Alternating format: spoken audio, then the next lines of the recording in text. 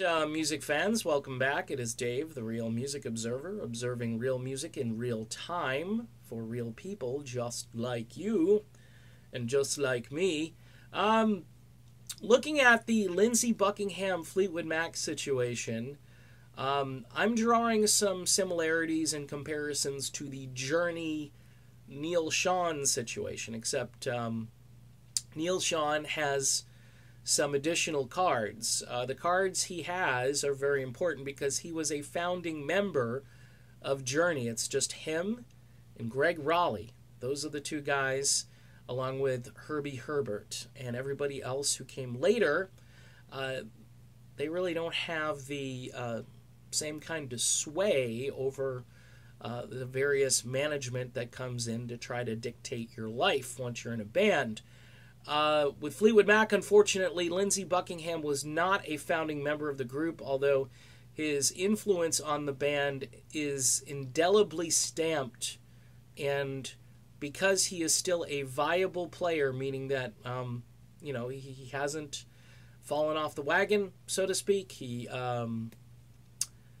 sounds good. He plays well. He's got music that is coming out that sounds great.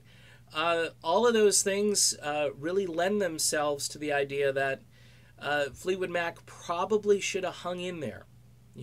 Stevie Nicks probably could have hung in there. Because, this book came out last year, and immediately I put the two things together, and, supposedly there's these allegations against Lindsey Buckingham in the book, fairly old allegations and so forth. Whether they're true or not at this stage, I'm not here to judge that situation. I'm looking at it from a fan perspective.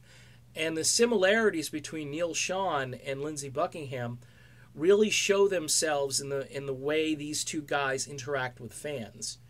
Neal Schon is always talking to fans. I've posted things that he's tweeted or retweeted, and I've made videos that he's linked to. Lindsey Buckingham is having conversations with his fans over on Twitter. And his fans tend to be pretty educated and pretty sharp, and that makes it even more interesting as far as the interactions go. They're not just these, these yes or no answers to questions or these brief little interactions. Lindsey is really going out of his way to be fan accessible, which, these Irving Azoff bands, these classic bands, and, you look at, like, last year's Classic East-West concerts, and you see all of those Irving bands out there, and the way those bands have to operate under this big umbrella, this big corporate machine. It's no wonder that Buckingham at this phase or stage probably feels very estranged from the whole situation, being basically kicked out of his own band. And I'm not saying he owns the band. It's Mick Fleetwood's band. It's probably Mick Fleetwood's band, then Stevie Nicks' band. And they look at brand marketing. Stevie Nicks has always been basically her own sphere. I think of her spinning around, twirling like she used to do. She's that. She's the, everything orbits around Stevie. Lindsey is much more measured in the way he's marketed himself.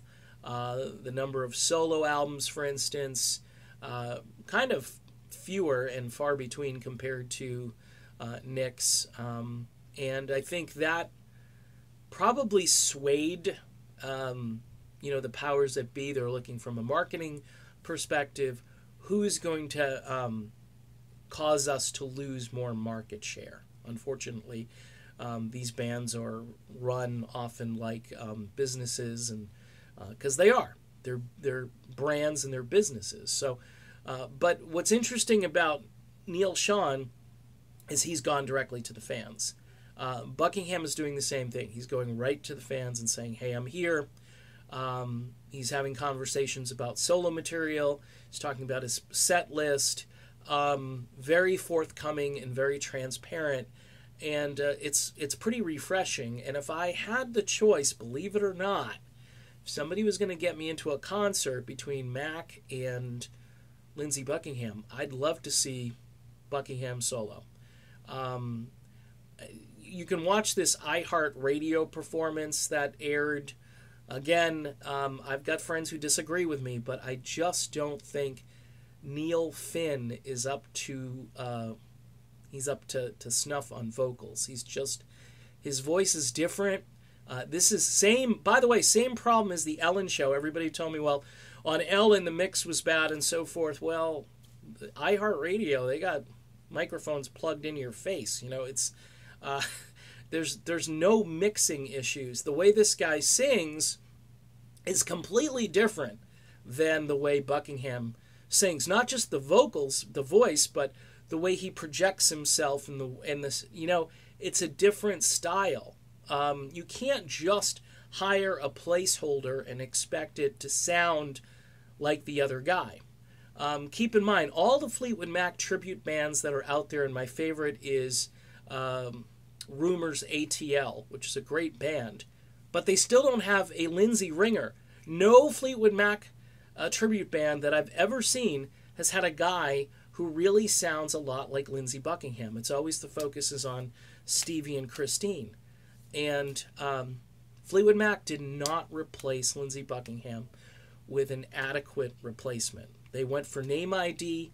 They're going for, hey, if you buy a couple of $15 beers, you won't know the difference. Well, fans, they're buying tickets to see Lindsey Buckingham, so obviously they understand the difference. And Journey fans continue to show up because they actually like Neal Schon's guitar playing, and they want to be a part of that as that kind of winds down.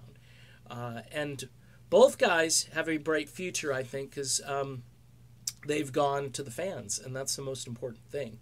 When you're a corporate entity and you bank on the fact that people aren't really that smart, because that's what they're banking on, in the end you might lose. And yeah, they're going to sell a lot of tickets because it's on the marquee, Fleetwood Mac, but in the end I think Lindsey Buckingham is still going to have the last laugh, and he's going to be the guy with the credibility.